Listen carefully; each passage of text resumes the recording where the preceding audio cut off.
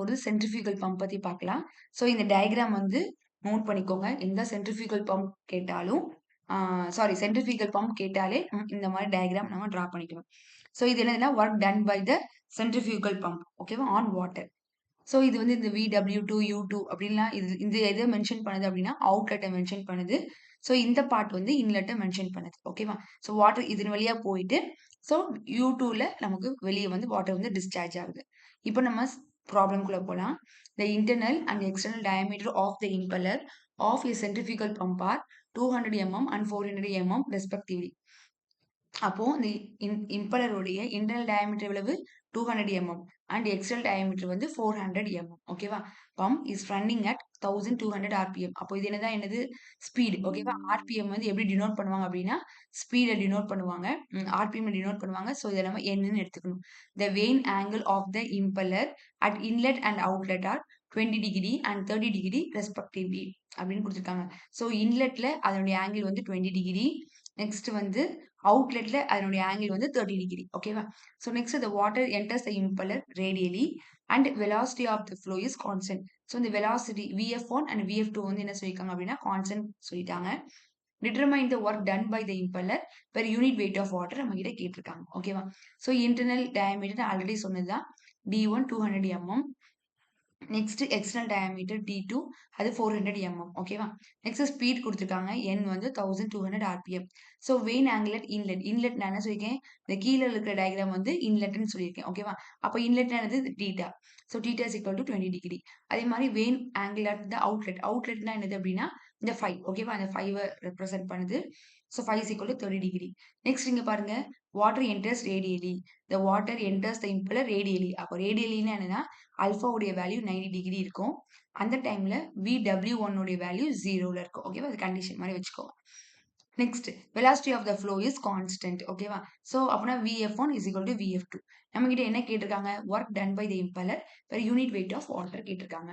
So first நம்ம என்ன பண்ணோம் அப்படின்னா ஃபர்ஸ்ட் இந்த diameter 1 diameter 2 internal diameter external diameter கொடுத்துட்டாலே ஃபர்ஸ்ட் U1 கண்டுபிடிங்க ஓகேவா.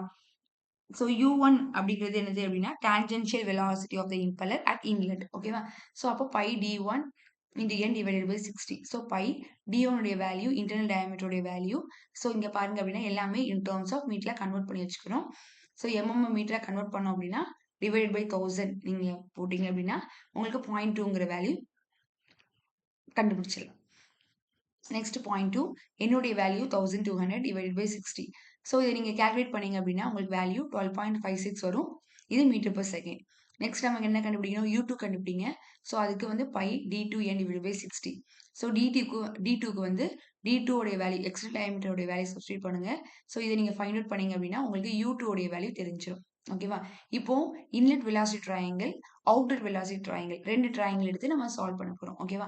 ஸோ இன்லெட் வெலாசிட்டி ட்ரையாங்கிள் நான் ஆல்ரெடி சொல்லியிருக்கேன், இன்லெட்னாலே அந்த தீட்டா போடணும் அப்படின்னு. இங்க பாருங்க tan தீட்டா ஓகேவா. ஸோ இந்த tan தீட்டா பார்க்கும்போது இங்க பாருங்க tan theta is equal to இந்த ஃபார்முலா என்னது opposite side by adjacent side. அப்போ தீட்டாக்கு ஆப்போசிட் எது இருக்குது, VF1 இருக்குது. இதனுடைய அட்ஜசன்ட் சைடு எது இருக்குது, U1 இருக்குது ஓகேவா. அதான் இப்போ நம்ம இங்க பார்க்க போறோம்.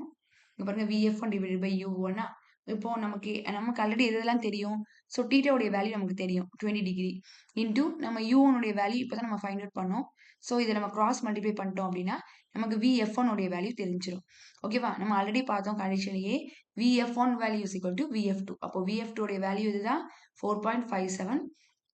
ஸோ இது வெலாசிட்டி ஆஃப் ஃப்ளோ, அதனால இது மீட்டர் பர் செகண்ட் அதனுடைய யூனிட் ஓகேவா. ஸோ நெக்ஸ்ட் என்ன கண்டுபிடிக்கிறோம்னா அவுட்லெட் வெலாசிட்டி ட்ரையாங்கிள். அப்போ நம்ம tan phi ஓகேவா. ஸோ இது எப்படி இது வந்துச்சு அப்படின்னு பார்க்கலாமா. ஸோ இங்க பாருங்க tan phi. So tan phi என்னது opposite side by adjacent side. அப்போ tan phi க்கு அப்படியே ஆப்போசிட் சைடு இருக்குது VF2 இருக்குது. பட் phi க்கு அட்ஜசன்ட் சைடு என்ன இருக்குது, இந்த U2ல இருந்து அந்த U2ல இருந்து VW2வை நம்ம மைனஸ் பண்ணிட்டா இந்த ரிமைனிங் பார்ட் நமக்கு தெரிஞ்சிருமா. ஸோ இங்க இருந்து இது வரைக்கும் U2 அல்ல VW2 இது வரைக்கும். அப்போ இதுல இருந்து U2ல இருந்து VW2வை மைனஸ் பண்ணா நமக்கு இந்த போர்ஷன் நமக்கு கிடைச்சிரும் ஓகேவா. அதுதான் நம்ம என்ன பண்ணியிருக்கோம், இங்க எழுதியிருக்கோம் ஓகேவா. Next tan phi. So tan phi உடைய வேல்யூ 30 டிகிரி. VF2 உடைய வேல்யூ இப்போ நம்ம ஃபைண்ட் அவுட் பண்ணோம். நெக்ஸ்ட் U2 உடைய வேல்யூ நம்ம ஃபைண்ட் அவுட் பண்ணியாச்சு. VF2 நம்ம கண்டுபிடிக்கணும். ஸோ இந்த ஹோல் டேர்மை நம்ம கிராஸ் மல்டிப்ளை பண்ணிக்கலாம். tan 30 கீழே கொண்டு வந்துடலாம்.